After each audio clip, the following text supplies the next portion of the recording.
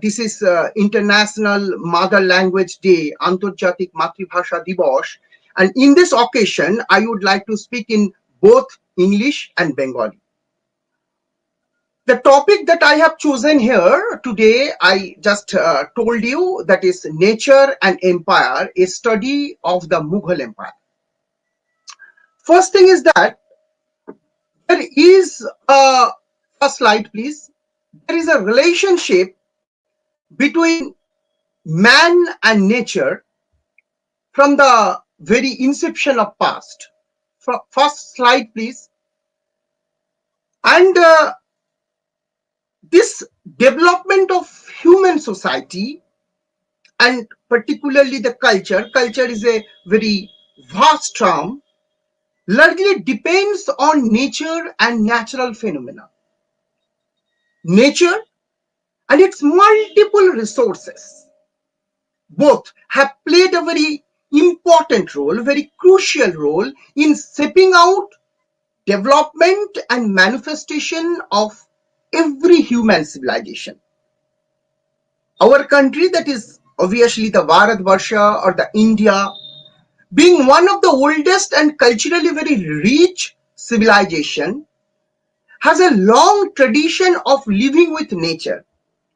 Particularly if we go through the India's ancient past, in connection with the Vedic culture, before that the Harappan civilization, and after that, when in the 6th century BC there was a sort of revolution in the context of religious occurred, rise of Jainism, rise of Buddhism. In all this religious milieu, this environment, this nature have a very crucial role. Particularly if we go through the Vedic text, the Riga Veda, the ancient India's one of the very crucial texts that gives a very insightful account on the relationship between nature and man. তাহলে আমরা দেখছি যে এই যে বৈদিক সভ্যতা থেকেই মূলত ঋগ্বেদে প্রকৃতির প্রতিটি উপাদানকেই কিন্তু একটা গুরুত্ব প্রদান করা হয়েছে, এবং প্রকৃতির যে যে জায়গাগুলো মানুষের গঠনমূলক একটা পরিবর্তনের প্রক্রিয়াকে, একটা স্ট্রাকচারাল চেঞ্জকে এনশিওর করেছে, সেই জায়গাগুলোকে মানুষ উপাসনা করে। Different trees have been worshipped. Not only these practices were limited to the Hinduism or Hindu culture, or rather Vedic culture, it was very much familiar in the Buddhist tradition, in the Buddhist culture, and this have reflected altogether the cultural treasure or the cultural heritage of India. Next slide. The Indian subcontinent has a unique geographical character that offers opportunity to examine the man-nature relationship in different ecological positions, ecological settings that determined cultural diversity of a society, formation and development of state power, its structural pattern, political understanding, economic formations, ethnicity, empire, and the territoriality.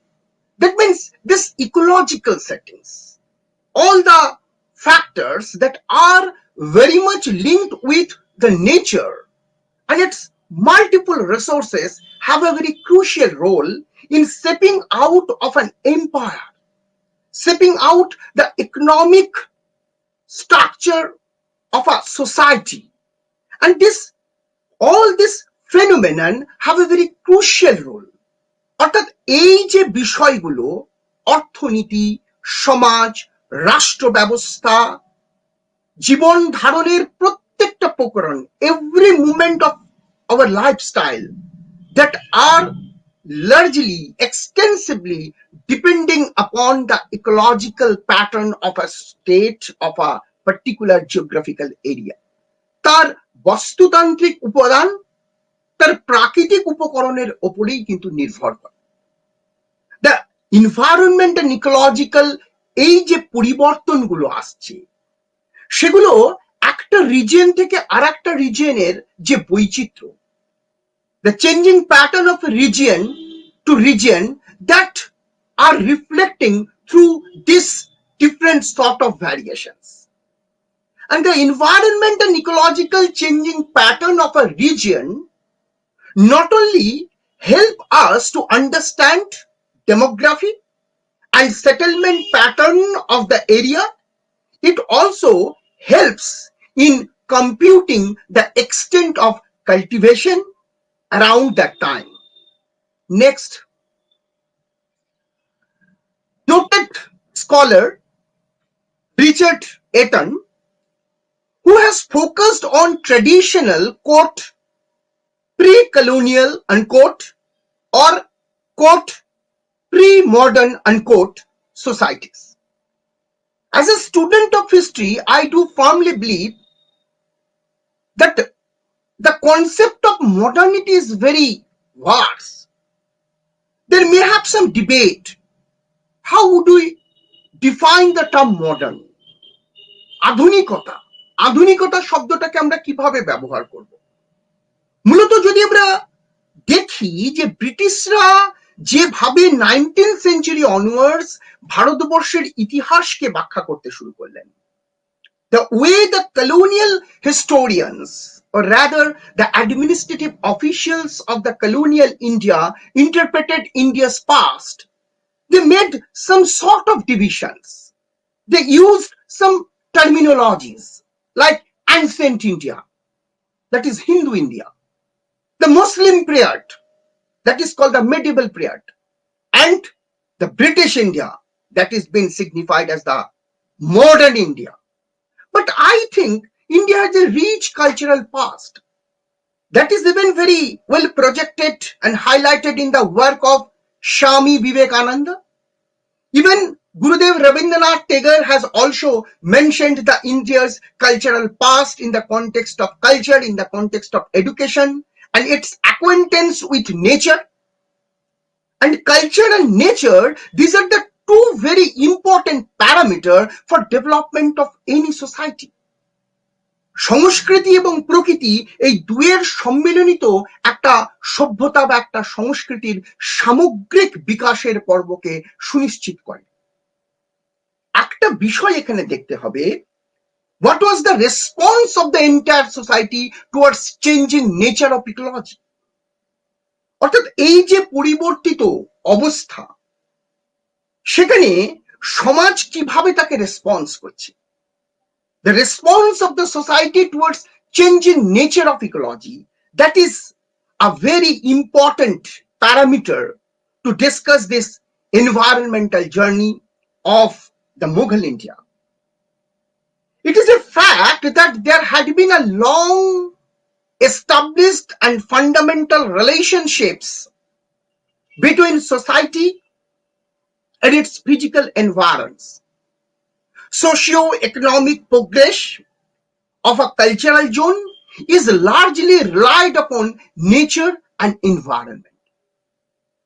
অর্থাৎ একটা প্রকৃতির সঙ্গে আর একটা অঙ্গ মানুষের জীবনের যে প্রত্যেকটা জায়গার যে বিবর্তন ঘটছে, এভলিউশন হচ্ছে from one stage to another stage, that is largely depending upon the multiple factors of nature and environment.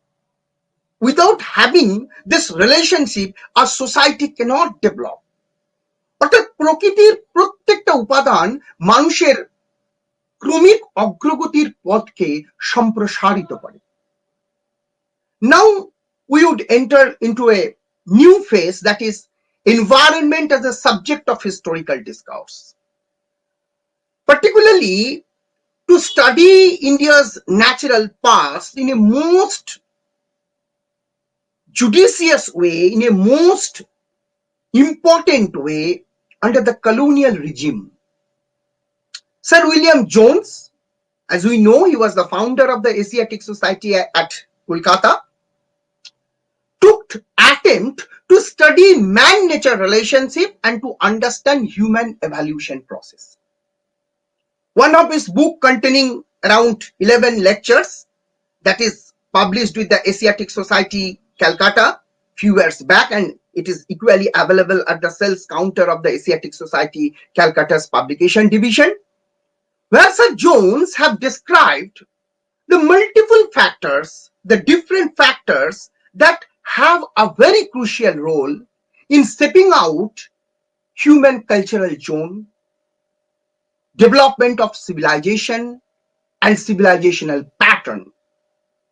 It was in 1893 when Frederick Jackson Turner, and after a long back in 1931, Walter Prescott Wave, both have studied the issues of environmental history. অর্থাৎ এখানে দেখা যাচ্ছে যে environmental হিস্ট্রির যে pattern, অর্থাৎ ইতিহাসের সঙ্গে পরিবেশ, একটা বিষয় মাথায় রাখতে হবে যে we are talking about the environmental history, not talking about the environment as a phenomenon in history. We are talking about not the environment history of environment. There is a very minute differences between two thoughts. দুটো জায়গায় পরিবেশের ইতিহাস কিন্তু আমরা পড়ছি না, পরিবেশের সঙ্গে একটা সভ্যতার, এবং সভ্যতার কি point is obviously the human beings, মানুষ সেই সভ্যতার প্রধান কেন্দ্র, তার কি ইন্টারাকশন আছে, what is the interaction between man and environment, and what is the outcome here, and what is the effect of this encounter in our society, in our tradition, in our culture. That are the issues of the discussion of environmental history.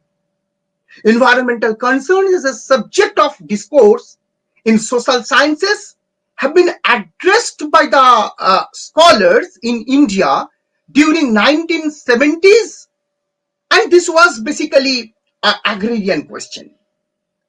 But environmental issues as a subject of historical debate in particularly South Asian context, particularly Indian context, have taken much serious attention by 1980s, when the scholars like Ramachandra Guha, Madhav Gadgil, Mahesh Rangarajan, Richard Grove, Vinita Damodaran, and so others have written extensively. They have highlighted the different issues, particularly the environmental movements that occurred during this phase have a very vital role, have a very crucial role in stepping out or formation this environmental history, the structure or the pattern of this environmental history.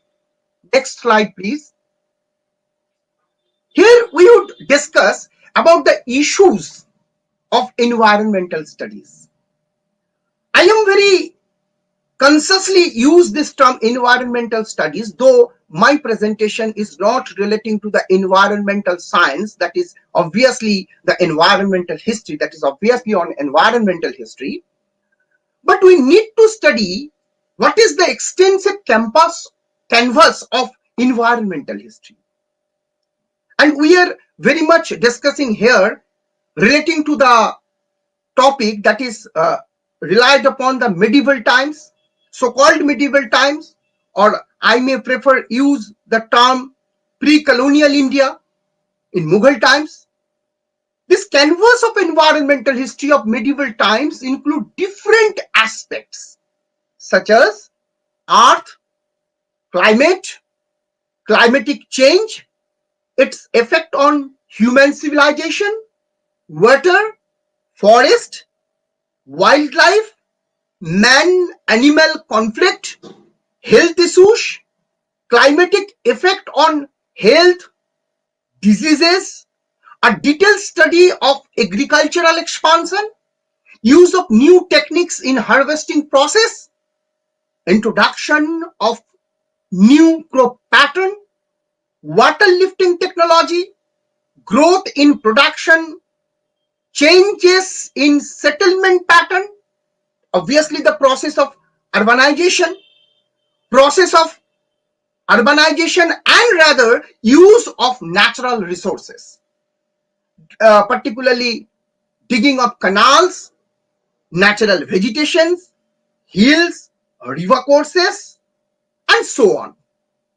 Obviously, the canvas of environmental history is too large.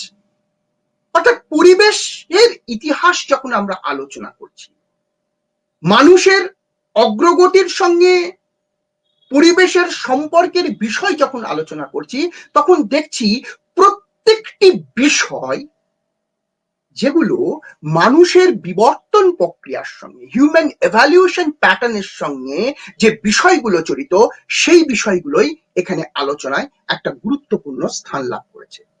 Next slide please.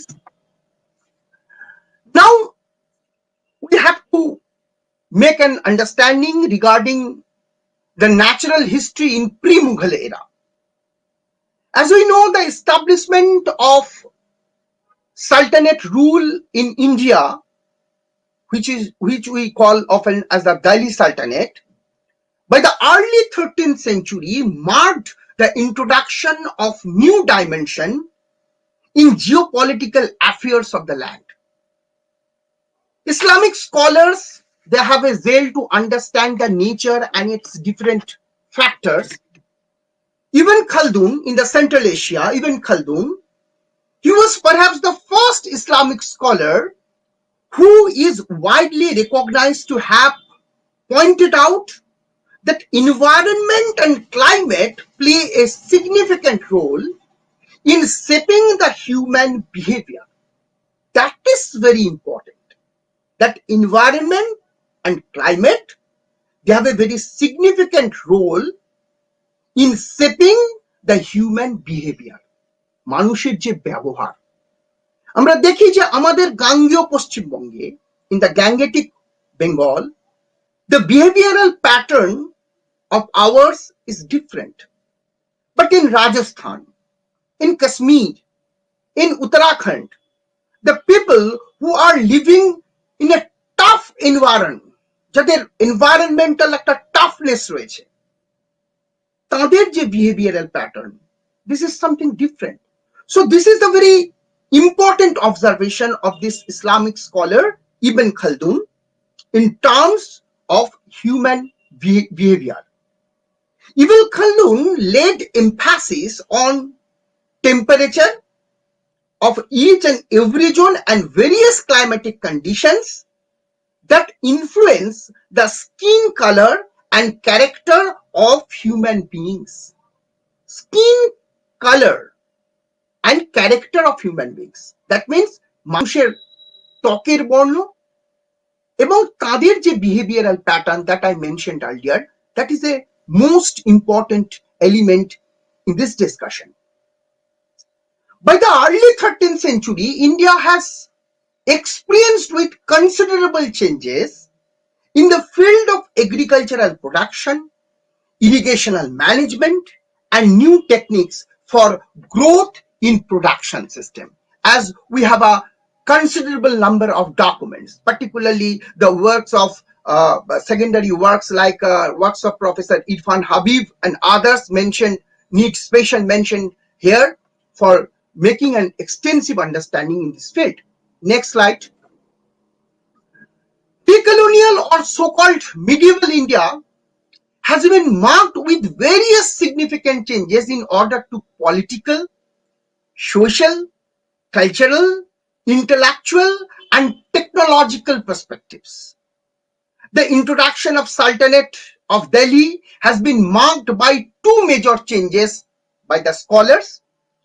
First, it was a strong centralized administrative body because centralization has been created. And secondly, a settled tax policy was introduced with the development of agrarian activities because of technological sophistication. কারণ এখানে একটা বিষয় বুঝতে হবে, ওই যে একটা দৃঢ় কেন্দ্রীয় শাসন ব্যবস্থার ভিত্তি প্রতিষ্ঠিত হচ্ছে 13th century onwards, ত্রয়োদশ শতক থেকে, তার একটা ব্যাকগ্রাউন্ড ছিল অবশ্যই কৃষি অর্থনীতি। এবং কৃষি অর্থনীতি যেটা রাজস্ব আদায়, ভূমি রাজস্ব আদায়ের বিষয়টাকে ঠিক করেছিল, ভূমি রাজস্ব বিষয় ব্যাপারটাকে একটা সুনির্দিষ্ট জায়গা প্রদান করেছিল। কেন? Because of the progress in agrarian activities, and these activities have been ensured by the technological sophistication. প্রযুক্তি ক্ষেত্রে কিছু বিকাশ হচ্ছে, সেই জন্যই কৃষি ক্ষেত্রে অগ্রগতি হচ্ছে, ক্রপ প্যাটার্নে একটা চেঞ্জ হচ্ছে, and there was a noticeable changes took place in order to shifts of river courses that greatly affected the economics of the region. নদীর পথেও একটা পরিবর্তন হচ্ছে, and the most important work that is by I.H. Siddiqui, Iqtidar Hussain Siddiqui, where Professor Siddiqui has focused, this Aligarh-based historian Professor Iqtidar Hussain Siddiqui has focused on different aspects that how water played a very important role. And similarly, another Aligarh historian, Professor M. Atahar Ali, late Professor M. Atahar Ali, he who focused on this different thing.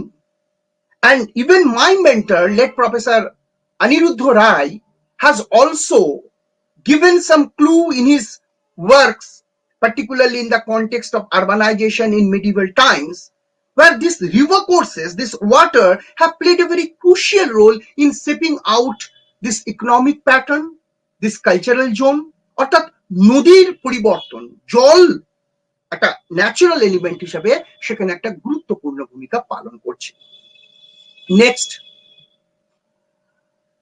agrarian expansion was another important development during that time. Obviously, the process and practices that was adopted by the sultans of Delhi in agrarian sector was even continued at the time of the Mughals.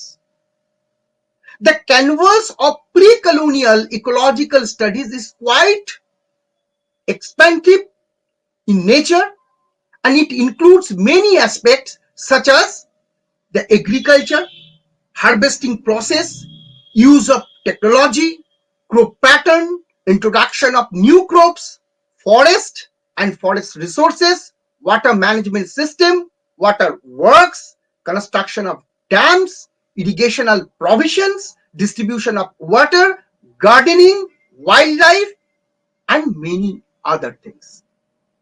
অর্থাৎ আমরা দেখতে পাচ্ছি যে pre colonial সময় থেকেই, প্রাক ঔপনিবেশিক সময় থেকেই কৃষিক্ষেত্রে একটা রূপান্তরণ ঘটছে। কিন্তু এই যে রূপান্তরণ, একটা ডিবেট এখানে উঠতে পারে, one may argue that this agricultural manifestation or development in the field of agriculture to somehow destroyed the basic character of the forest, অরণ্যের যে চরিত্র, সেই অরণ্যের চরিত্রটাকে কি কোথাও নষ্ট করেছে, অরণ্যের চরিত্রের কি কোথাও ক্যারেক্টারটা অসুবিধে হচ্ছে, যেখানে এনভায়রনমেন্ট সিরিয়াসলি থ্রেটেন্ড হচ্ছে? My take is no, because there was a balance between this forest and this agricultural expansion and also the process of urbanization. Next, now this discussion basically focused on two dimensions. আমি এখানে এই আলোচনায় দুটো বিষয়কে দেখাবো। First, not only the take of the state, what was the take of the state towards nature, what was the empire, means that the entire society, সমস্ত সমাজকে যেখানে রিপ্রেজেন্ট করছে। It does not mention that, need any mention that I am just stating about the take of the empire only. Mughal শাসকদের কি দৃষ্টিভঙ্গি ছিল সেটা শুধু নয়, সমাজ কিভাবে পরিবেশকে দেখছে, what was the take of the society, what was the approaches of the society towards nature, towards environment, প্রকৃতির কি দৃষ্টিভঙ্গি, প্রকৃতির প্রতি সমাজের কি ধরনের দৃষ্টিভঙ্গি, সাধারণ মানুষের কি দৃষ্টিভঙ্গি, because lot of changes have been taken place.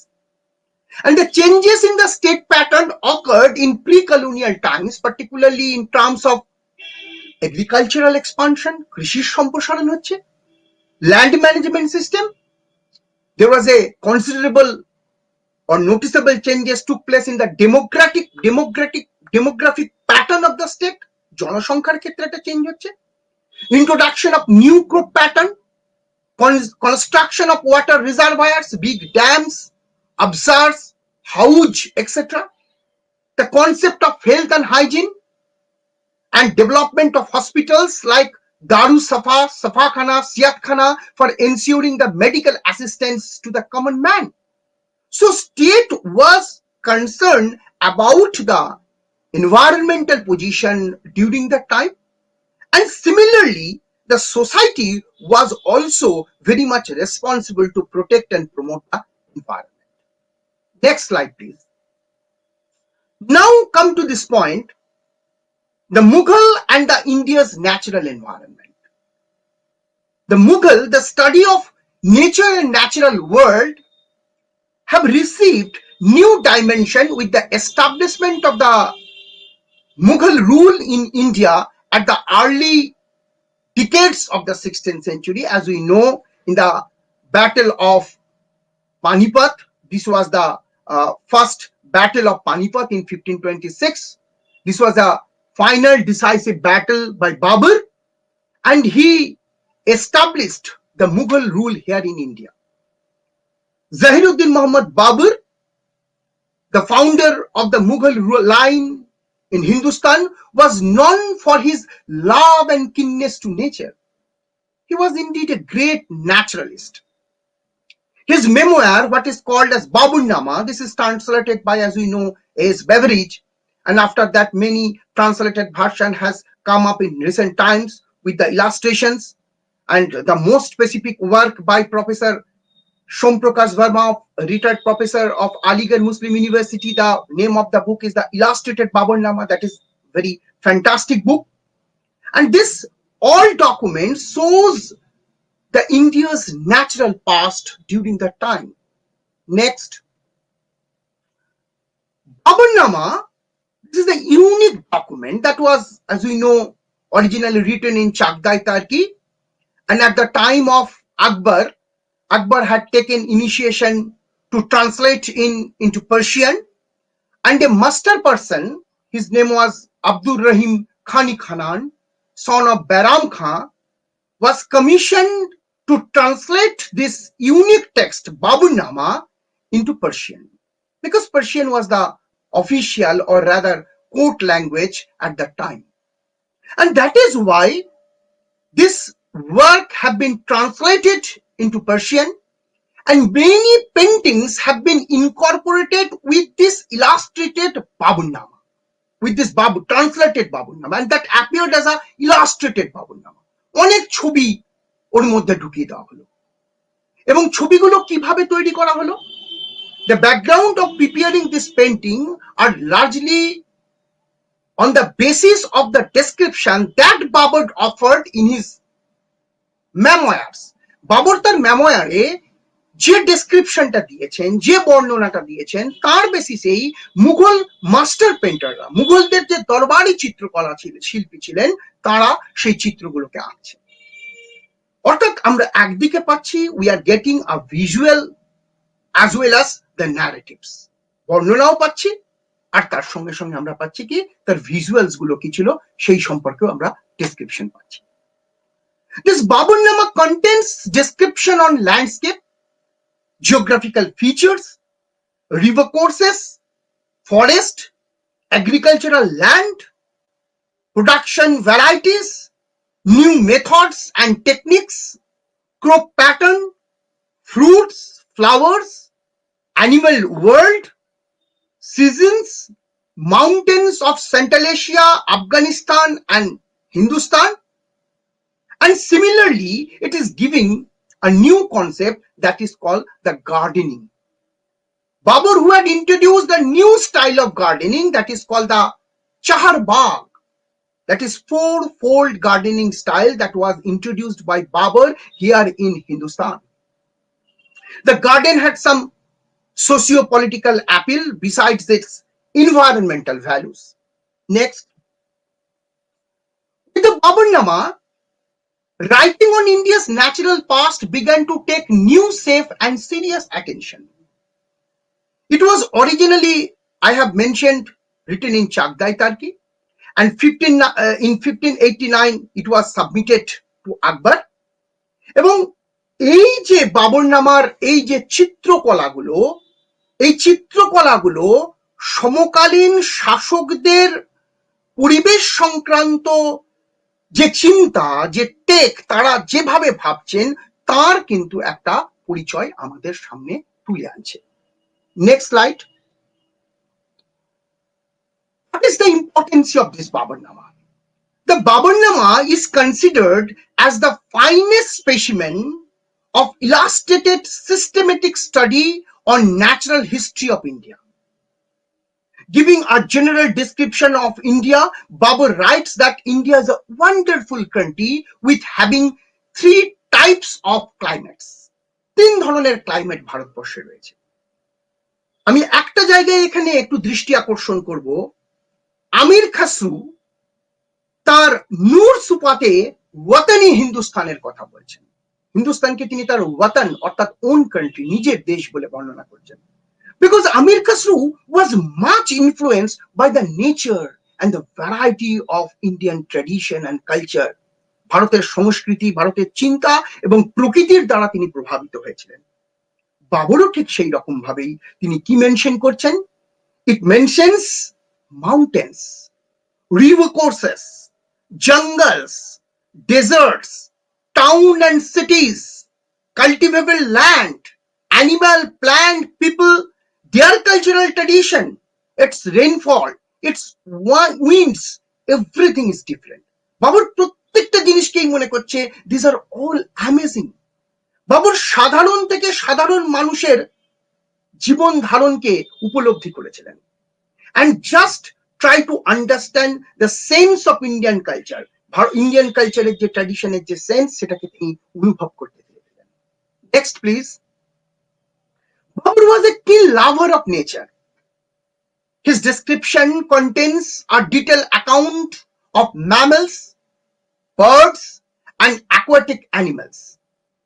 The Baburnama holds every vivid account on elephants, rhinoceros, wild buffalo, Nila Gau or blue bull, hog deer, black book or Kala Hiran, some other like bandar monkey, naula, that is called the beji or null in Bengali, beji we call beji in Bengali, and some other like banmanus, wild ass.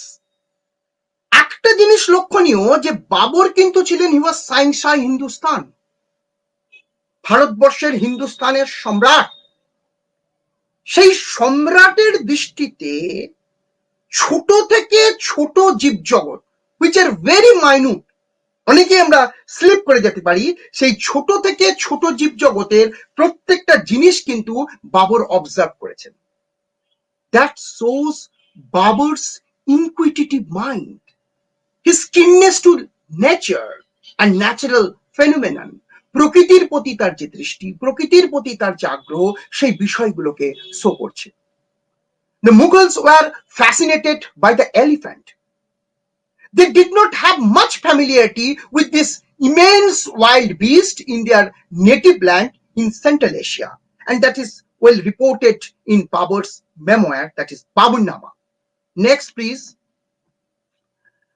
This is a very typical Mughal garden pattern, and you can see here, this is the plan of a 4-fold garden that is called the Chaharbagh. Chaharbagher যে pattern, এই গার্ডেনটা দেখানো হচ্ছে। There is a water pond that is linked with some channels. Here is a reservoir for distribution of water in the different parts of the garden. জলের ব্যবস্থা যেটা বাগানে করেছিলেন সেটাও important. And all this garden had some effect on Mughal lives. তাদের যে aesthetic sense, প্রকৃতির প্রতি তাদের যে ভালোবাসা, সেটা শো করছে, সেটা দেখাচ্ছে। এবং here is a very beautiful printing from the pages of the Baburnama that shows Babur enjoying a feast here in a garden. একটা উদ্যানে বাবর ফিস্ট করছেন, খাবার গ্রহণ করছেন। And this painting is very much important because it shows the social spectrum of the garden. একটা গার্ডেনের যে সামাজিক দিক, একটা উদ্যানের যে সামাজিক দিক, সেই জায়গাটাকে রিফ্লেক্ট করে। যেখানে আমরা দেখতে পাই বিভিন্ন স্তরের মানুষ একসঙ্গে সম্রাটের সঙ্গে থাকার একটা জায়গা পায়। সুতরাং নেচারের পাশাপাশি আমরা এই গার্ডেনের যে একটা সোশ্যাল অ্যাসপেক্ট সেই বিষয়টাকে আমরা দেখতে পাই। Next slide. Another thing that is very much important here, that is you have to very cautious that the forest under the Mughal, that is a very important study, important area of understanding. Sources, what type of sources are coming here? আমরা এই যে মুঘল ফরেস্টদেরকে নিয়ে আলোচনা করব, তার প্রধান sources কি আসছে? Obviously the Baburnama. Second thing is that Aini Akbari by Abul Fazl. This is the third volume of Akbarnama. Tuzuki Jahangiri or the Jahangirnama. Mazahari Sajahani. This is a very unique document that was written by Yusuf Mirak. This is on Sindh and written in 1636. And another document, that is Marwari Pargonari Vijat, that was written circa 1664. Similarly, Muhammad Ali Khan's account on Gujarat, that titles Mirati Ahmedi, Abdul Hamid Lahori's Padsanama, Inayat Khan's Shahjahannama, and some foreign travelers' account are very important source to understand the different facts and elements of forest during the Mughal times. Please confirm me whether the slides are visible.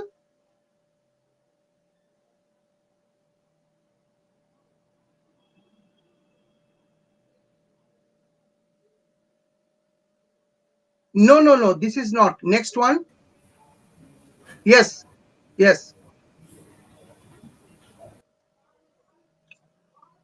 So here is a archaeological remains of a garden that is called the Arambagh, or the Garden of Rest, that is located in Agra. এবং এইটাই বাবরের সময় তৈরি একমাত্র garden. এবং এখানে সবচেয়ে যেটা গুরুত্বপূর্ণ, দ্য ওয়াটার ওয়ার্কস, একদম ঝর্ণার মতন লেয়ার ওয়াইজে এখানে দেখা যাচ্ছে যে গার্ডেনের ওয়াটার রিজার্ভারটা। এবং সেখান থেকে আমরা অনুমান করতে পারি, we may make a general understanding the layout of the Mughal gardens. There is a very fantastic work by Westcott Jr. from Massachusetts Institute of Technology, MIT, where Westcott has explained the layout of the Mughal gardens. Mughal gardener je jaiga, tar je environmental factors, tar je ethnic value, ei bishoyguloke niye alochona korechen. Next slide, please. This is another fantastic garden that is called the Ajabal Bagh, that is located in Kashmir. And these all gardens have been very meticulously furnished at the time of the Mughals. And the waterworks is very magnificent in this garden. Next, please. এই ছবিটা কিন্তু খুব গুরুত্বপূর্ণ। This is a painting of the Mughal times, এবং সেখানে water lifting technology দেখানো হচ্ছে।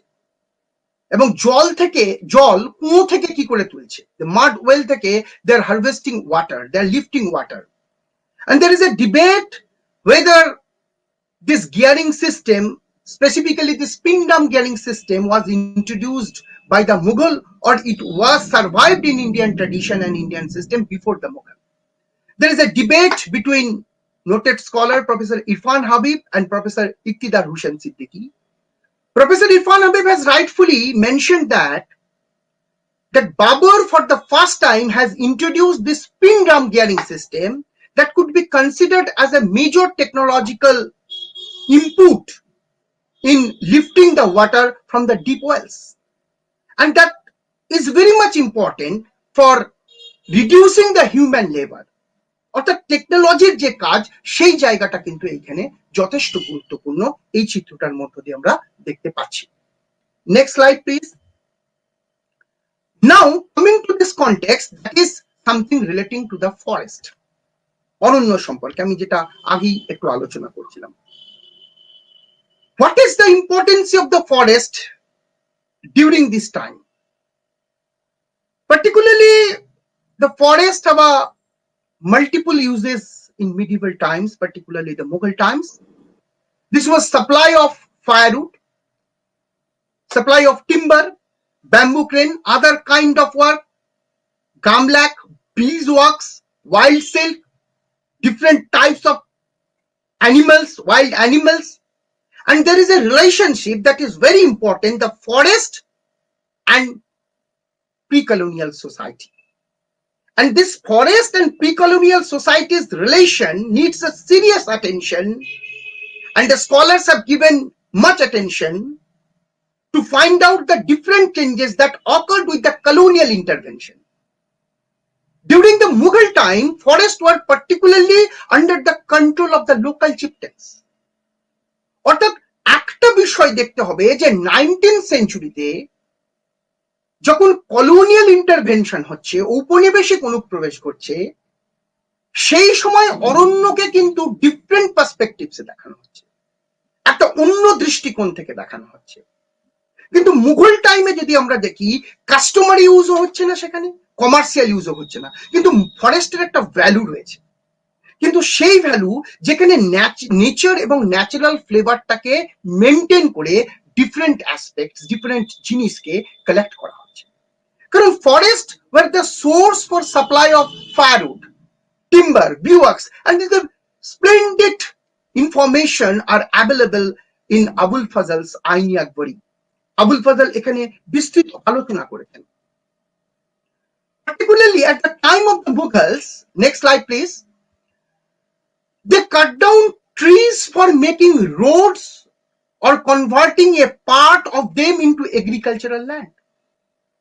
The work of Chetan Singh needs special attention in this regard, because Chetan Singh has very minutely described these two particular ways of cutting down the trees in medieval times, and some informations are coming from the Baburnama as well as from the Aini Akbari. But what sort of changes took place with the colonial intervention? By the 19th century, rights over forest land and its resources were no longer a monopoly of the local people. By the time under the colonial rule, forest and its multiple resources have been considered from commercial point of view. Customary use of forest has destroyed environmental as well as socio-cultural values of the indigenous people. কারণ আমরা যে British যে green imperialism, Richard Grove যে কথাটা বলছেন, তাদের যে green imperialism, যে সাম্রাজ্যবাদ, সেটা কিন্তু ফরেস্টে গিয়ে আঘাত করছে, এবং as a result of which the tradition, the culture of India's indigenous people that was extensively disturbed. এবং তার ফলেই তো আমরা দেখি 19th সেঞ্চুরি অনওয়ার্ডস একের পর এক উপজাতীয় বিদ্রোহগুলো সংগঠিত হয়েছে। Why? Because the British policy, the colonial policy, this policy were firmly guided by the commercial point of view and the customary use of the forest products that destroyed this socio-cultural or rather economical value that was the inherent part of Indian environmental values.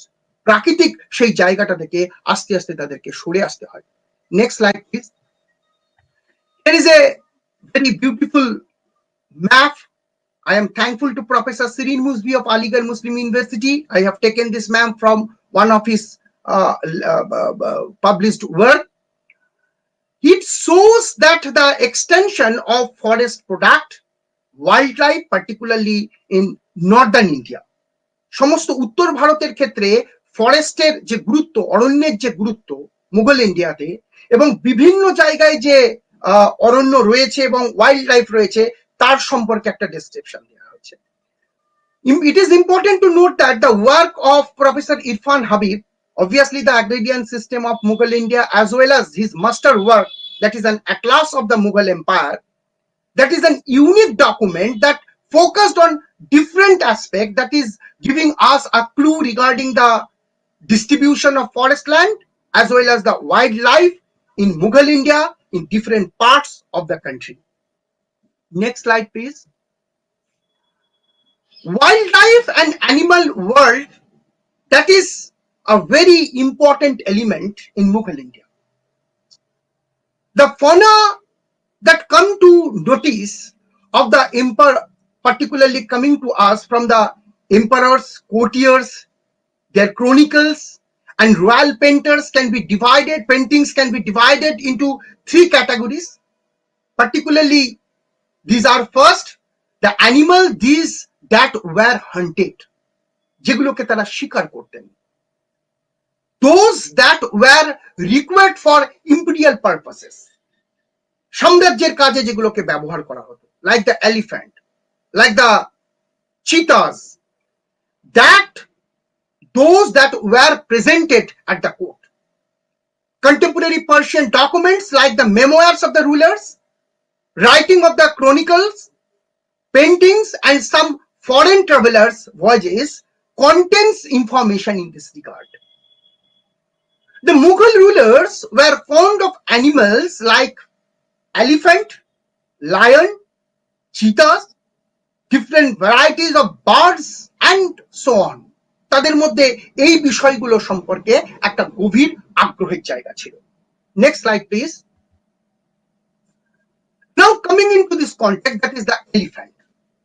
That is amazing one that appeared, an amazing elephant, an amazing wild beast before the Mughals. The most splendid explanation, more splendid information regarding this huge wild beast coming from the account of Babur. And this is the most important animal in Mughal India and a vital product of forest. এবং আমরা দেখতে পাচ্ছি যে this was indispensable in battleground and used as a beast of burden. যুদ্ধক্ষেত্রে আলেকজান্ডারও বলেছিলেন, প্রাচীন ভারতে আলেকজান্ডারও বলেছিলেন, যখন তিনি ধনানন্দের আক্রমণ করছেন, সাম্রাজ্য মগধ আক্রমণ করছেন, তিনি বলছেন যে এই সময়ে এই যে এলিফ্যান্ট, সেটা একটা সাইকোলজিক্যাল প্রেসার তৈরি করে অপোনেন্টের।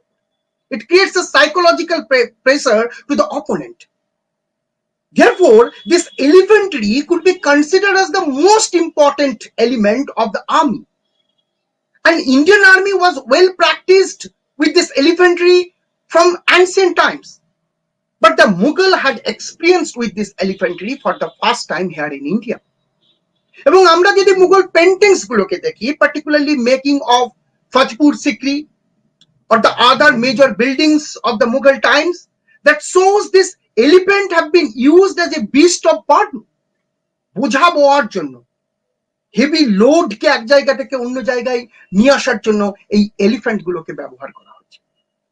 This elephant have been categorized into particularly 4 types of elephant were there.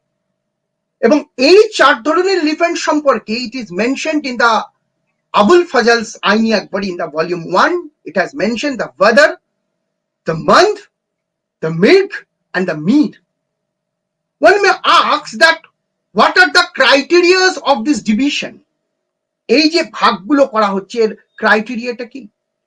Abul Fazl fantastically responded that this division were made as per the observation of Zill-e-Ilahi, that is Emperor Akbar. And I would like to mention here that there is a famous movie that is called Jodha and Akbar, though it is a cinema. In this cinema, Akbar is taming an wild elephant. Akbar একটা বন্য হাতিকে কি করে capture করছে সেটা দেখানো হয়েছে। অর্থাৎ this was a very common practice and Akbar himself was fond to that. তিনি এটা নিজেকে ভালোবাসতেন। এবং এই যে division of elephant, that is weather, month, milk and meat, that was based on the physical features of the wild beast. Elephant গুলোর, হাতিগুলোর যে শারীরিক যে গঠন, যে দেহসৌষ্ঠব, তার উপরে নির্ভর করে এই ভাগটা করা হয়েছে। It is reported that at the time of Akbar, he kept around 5,000 elephants at his own establishment. Abul Fazl says another 2,000 elephants were with the local Jamindars. And elephants have been considered as the most important wild source, or the source from the forest that are mostly comes from Assam, Bengal, Odisha, Bihar, Malwa, and peninsular India.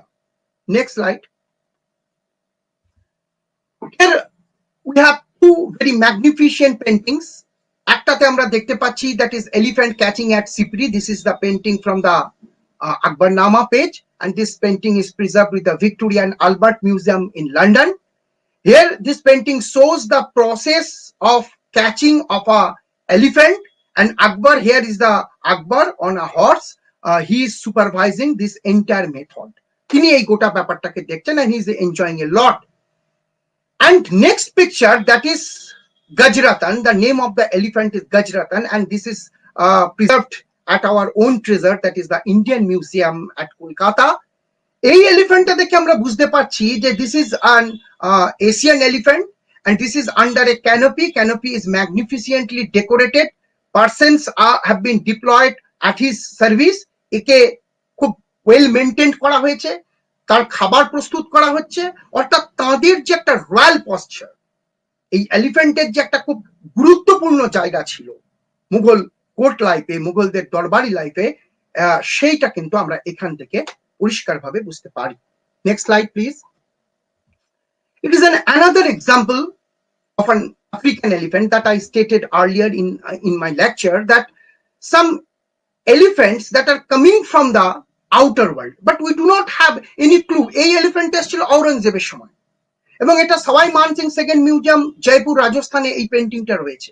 এটা কিন্তু typical একটা African elephant, but who presented this elephant to the ruler, or whether the artist himself prepared this painting, we do not have any specific clue in this regard. Next slide please. Akbar himself fond of cheetahs. The cheetahs were caught, tamed, and trained for hunting purposes. During the time of Akbar, cheetahs were classified into 8 categories, and food were served to them accordingly. And this classification was based on their age. And all these details are very interestingly available in the Abul Fazl's Aini Akbari. In the volume 1, Abul Fazl has vividly mentioned about this. The cheetahs appear to have been a monopoly of empire. Akbar had nearly 1,000 trained cheetahs at his royal hunting establishment. Nowadays, this is almost lost from our environment. আমরা দেখতে পাচ্ছি যে এখন আর এই চিতাকে আমরা দেখতে পাই না, আমরা যেটা দেখি that is leopard. There is another important painting from the pages of the Akbarnama that were prepared at the time of Akbar, and both of these paintings are preserved in the Victoria and Albert Museum in London. First, from the left hand side, from my left hand side, that shows the Akbar hunts with trained cheetahs. আকবর, এখানে দেখা যাচ্ছে যে সম্রাট Akbar, here is Akbar on a horseback, এবং তিনি trend চিতাদেরকে নিয়ে, যে চিতাদেরকে দিয়ে তিনি ব্ল্যাক বুক, কালা হিরণ তিনি শিকার করছেন। And next, that is tapping of cheetah. কিভাবে চিতাদেরকে ট্যাপ করা হবে, তাদেরকে ধরা হবে, and they are taking all possible safety that not to injure the cheetahs. চিতাদেরকে কোনো শারীরিক ক্ষতি করে নয়, তাদেরকে খুব সেফটির সঙ্গে চিতাগুলোকে ধরা হচ্ছে, এবং সম্রাট আকবর নিজে সুপারভাইজ করছেন। Next slide please. This is an amazing painting, and I am thankful to Dr. Debraj Singh, who has worked on this lion and cheetah of Mughal times. And this is a very splendid painting, and Dr. Debraj Singh has explained that is a rare specimen of white tiger. আকবর এই white টাইগারটাকে, এই যে মাঝের যে বাঘটাকে আমরা দেখতে পাচ্ছি, সেই white টাইগারটাকে হত্যা করছেন, কারণ তিনি যখন আসছেন তাকে সাডেনলি অ্যাটাক করছে এই হোয়াইট টাইগার। এবং এই পেন্টিংটা দেখাচ্ছে যে তাদের যে observation, what was the observation towards nature, that shows যে তারা প্রত্যেকটি মাইনিউট ডিটেল কিন্তু এই সময় রাখছেন। Next slide please.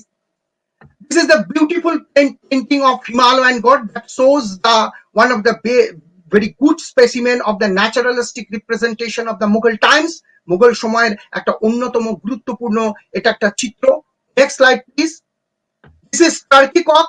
One painting is preserved in the Victoria and Albert Museum, London.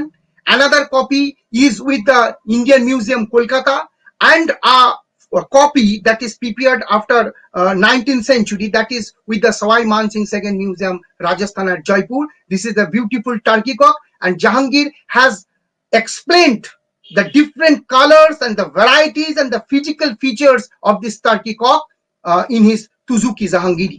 Next slide. This is zebra. There is a very interesting story on zebra. জেব্রাটা সম্ভবত জাহাঙ্গীরের কাছে যখন নিয়ে আসা হলো, জাহাঙ্গীর প্রথমে ভেবেছিলেন যে এটা একটা ঘোড়া যাকে গায়ে কালো ছোপ করে দেওয়া আছে, this black spot have been prepared.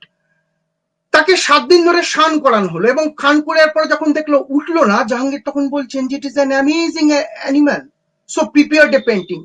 তার মাস্টার পেন্টার তিনি এই চিত্রটা তৈরি করেন। Next, this is hunting expeditions of Jahangir. Jahangir একজন সিংহকে হত্যা করছেন। এটা খুব ইম্পর্টেন্ট বিষয় যে lion hunting that was restricted only to the emperor and his close associates. Pelsert and Barnier, two of the foreign travelers at the Mughal court, has vividly mentioned in this account. This painting is presently preserved at Indian Museum, Kolkata. Next slide, please. This is another painting that Jahangir showing his hunting skill to Rana Karan, and this painting is also preserved at the Indian Museum, Kolkata, and this painting also shows the hunting skill of Jahangir. এই একটা গল্প আছে যেটা জাহাঙ্গীর নামাতে খুব সুন্দরভাবে বর্ণিত রয়েছে যে জাহাঙ্গীর নিজেকে এতটাই গর্বান্বিত দেখাতেন, as we know, and it is very much reflected through his own experience, that is Jahangir নামা's experience, যে তিনি মাস্কেট নিয়ে শিকারে যাচ্ছেন এবং রানা কারণকে তিনি সঙ্গে নিয়েছেন। কারণকে তিনি জিজ্ঞাসা করছেন, হি আস্কিং রানা কারণ হোয়াট টু শুট, কোথায় আমি শুট করব? রানা কারণ বলছেন যে চোখে। এবং আপনারা লক্ষ্য করে দেখবেন যে একজন সিংহটা কিন্তু এই যে সিংহী, পারহ্যাপস ইট ইজ লায়নিস, এখানে সিংহীটাকে কিন্তু চোখে হাত দিয়ে তার পাটাকে রেখেছে, অর্থাৎ তাকে চোখে শুট করা হয়েছে।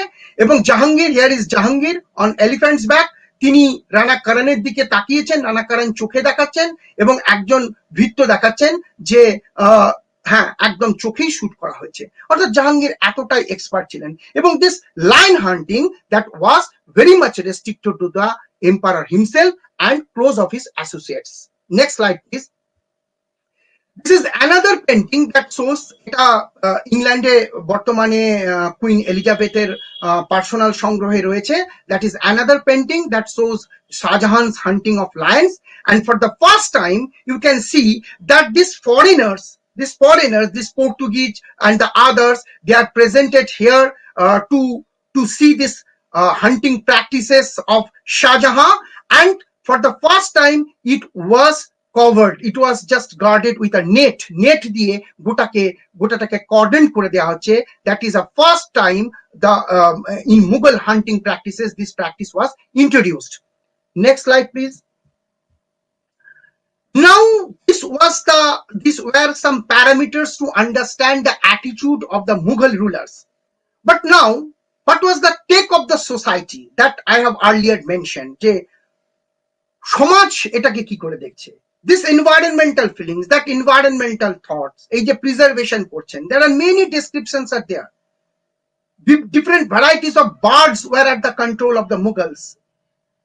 What was the response of the society towards this environmental ethos or environmental consciousness? We have some reference in this regard.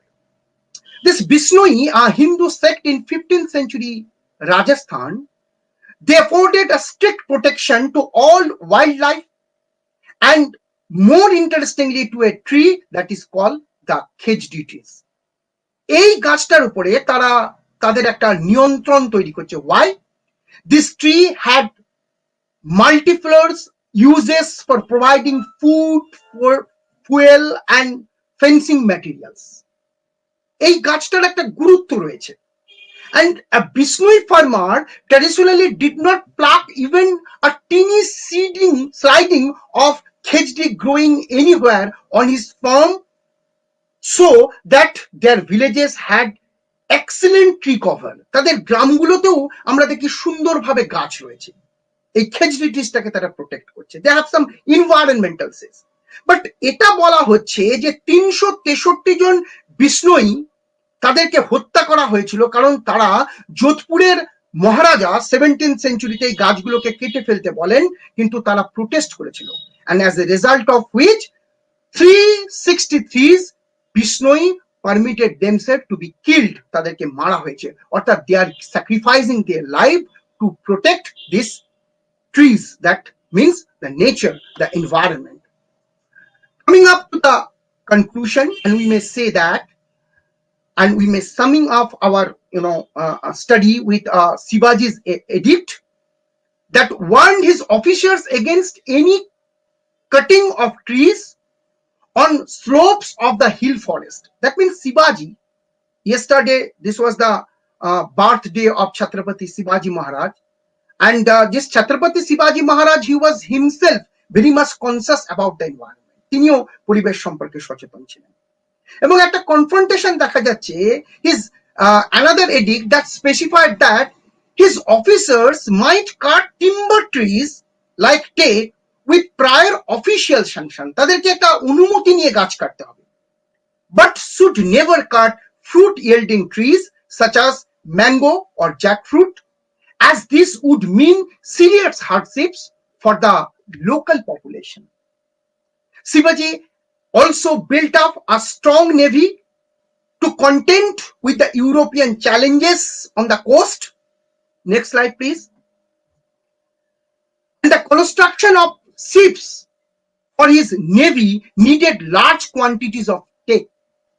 And Shivaji's admiral Kanhoji Angre started special teak plantations for shipbuilding in the coastal district of Ratnagiri. That means this initiation has already been started at the time of Shivaji.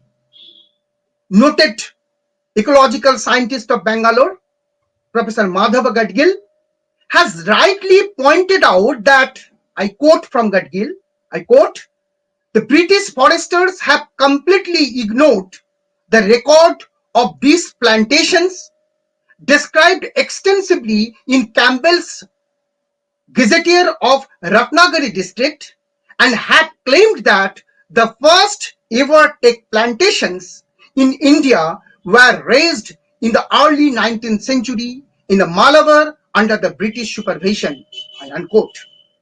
That means ব্রিটিশরা কিন্তু ওই green ইম্পেরিয়ালিজমের থ্রুতে তারা কিন্তু পরিবেশের উপরে নিজের কন্ট্রোলটাকে কায়েম করছে। অর্থাৎ যে টেক 16-17 সেঞ্চুরিতে ইন্ডিয়ার যে পরিবেশের প্রতি যে দৃষ্টি, সেটা কিন্তু কলোনিয়াল পিরিয়ডে কমপ্লিটলি ডিফারেন্ট হয়ে যাচ্ছে। Next slide, please. Now we may say that what was the chief purpose of the Mughals for giving so many details about India, its environment, its climate, its people, its trees, its herbs, its flora and fauna, and everything? Why? আমরা প্রশ্ন করতেই পারি যে তারা কেন এই বিষয়গুলোকে এত পরিষ্কারভাবে তুলে ধরছেন আমাদের সামনে। There was a philosophy behind that. The Mughals were perhaps not only interested in conquering the land, but they also attempted to know the minute details of the land, the people, and the environment that they had to rule and govern. তারা যেখানে শাসন করবেন। And this is very much applicable in case of Babur, in case of Akbar, in case of Jahangir, and all the Mughal rulers. An empire can be built by territorial conquest, but its survival would depend on the level and scale of understanding its land, its people, its culture and tradition, its climate, its landscape, and its environment. So this was the observation of the Mughals in medieval times, its nature and naturalistic objectives. Namaskar. Thank you very much.